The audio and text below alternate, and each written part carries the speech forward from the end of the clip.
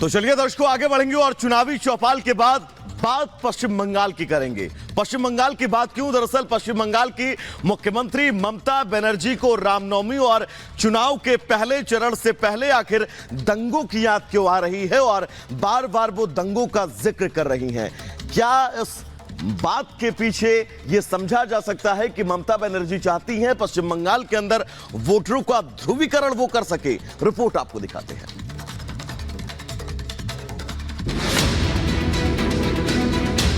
बंगाल क्या दीदी के हाथ से फिसल रहा है?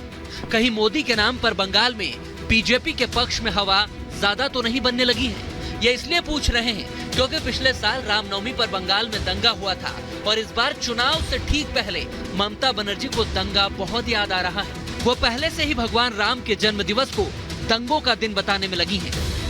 আমি সংখ্যালঘু ভাই বোনদের বলবো, যদি দেখেন স্লোগান দিচ্ছে 17 তারিখ ওটা ওদের দাঙ্গা করার দিন, আমি মনে করি ওটা মানুষের সম্মানের দিন হোক, ঐক্যের দিন হোক।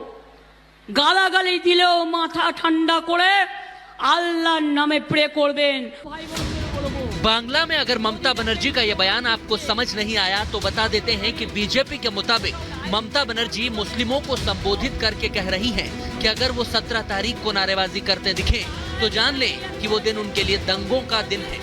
इस बयान के खिलाफ बंगाल बीजेपी के अध्यक्ष सुकांता मजूमदार ने पोस्ट कर कहा है कि ये शर्मनाक और विभाजनकारी टिप्पणी है, हमें उनके खिलाफ खड़ा करने वाली है। तृणमूल कांग्रेस हिंदुओं को अपनी ही मातृभूमि में दोयम दर्जे का नागरिक बनाने की कोशिश कर रही है, ये आरोप बीजेपी लगा रही है।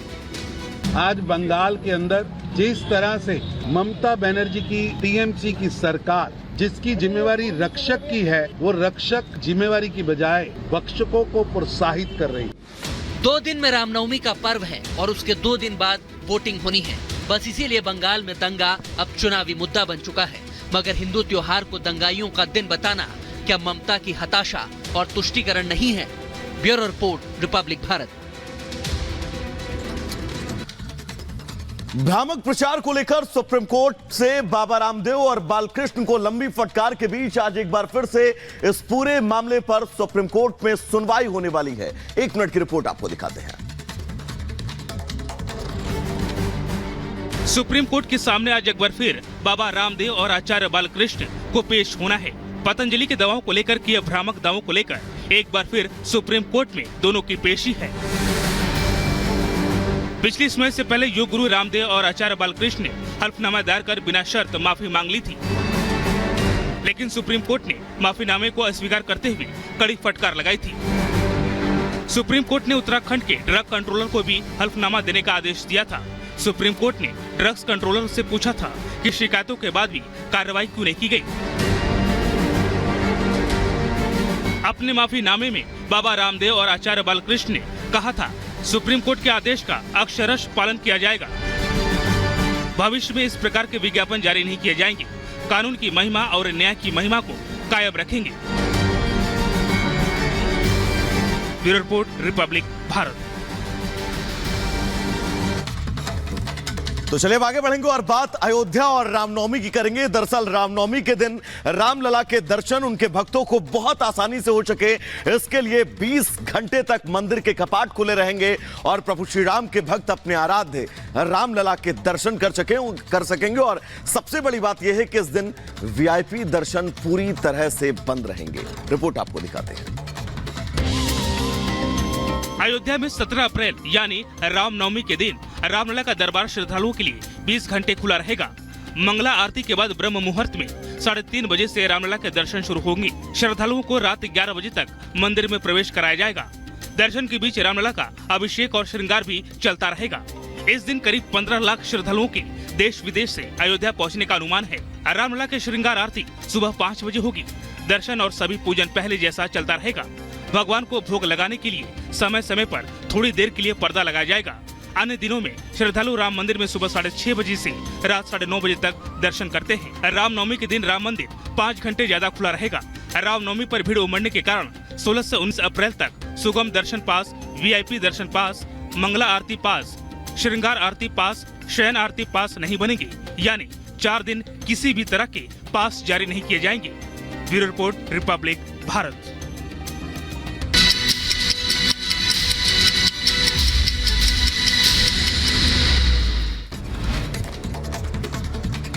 उत्तर प्रदेश के बागपत में दबंगों ने एक युवक की बेरहमी से पिटाई की। दबंगों ने युवक को दौड़ा दौड़ा कर बेल्टों से पीटा। पिटाई का वीडियो सोशल मीडिया पर वायरल। बीएसपी नेता का बेटा बताया जा रहा है पीड़ित। उत्तर प्रदेश के बहराइच में लगातार आग का तांडव जारी। आग से खेत में लगी गेहूं की 50 बीघा फसल जलकर राख। दमकल कर्मियों ने ग्रामीणों के साथ कड़ी मशक्कत के बाद आग पर काबू पाया। यूपी के रायबरेली में थ्रेसर मशीन की चपेट में आया युवक। थ्रेसर मशीन में फंसकर युवक का हाथ कटा। जिला अस्पताल में घायल युवक को भर्ती कराया गया। यूपी के शाहजहांपुर में तेज रफ्तार कार ने बाइक सवार को मारी टक्कर। हादसे में युवक की मौत। परिजनों में कोहराम। पुलिस मामले की जांच में जुटी। उत्तर प्रदेश के बुलंदशहर में पुरानी रंजिश के चलते दो पक्षों में खूनी संघर्ष। जमकर लाठी डंडे चले, पत्थर और गोलियां भी चली। आपको बता दें, पीट पीट कर बुजुर्ग दंपत्ति की हत्या। दोनों पक्षों के 1 दर्जन से ज्यादा लोग घायल, 3 गिरफ्तार। यूपी के बुलंदशहर में भू माफिया सुधीर गोयल की संपत्ति कुर्क। पुलिस ने मुनादी कर 5 करोड़ 13 लाख रुपए की संपत्ति कुर्क की। 2 प्लॉट, 1 कोठी और 12 निर्माणाधीन फ्लैट्स को कुर्क किया गया। यूपी के अंबेडकर नगर में मतदाताओं को किया जा रहा जागरूक। जिला निर्वाचन अधिकारी ने मतदाताओं से अपने मताधिकार का प्रयोग करने की अपील की। यूपी के अंबेडकर नगर में अपराधियों के खिलाफ चलाए जा रहे अभियान में 3 बदमाश गिरफ्तार। अपहरण मुकदमे का वांछित आरोपी भी पुलिस के हत्थे चढ़ा।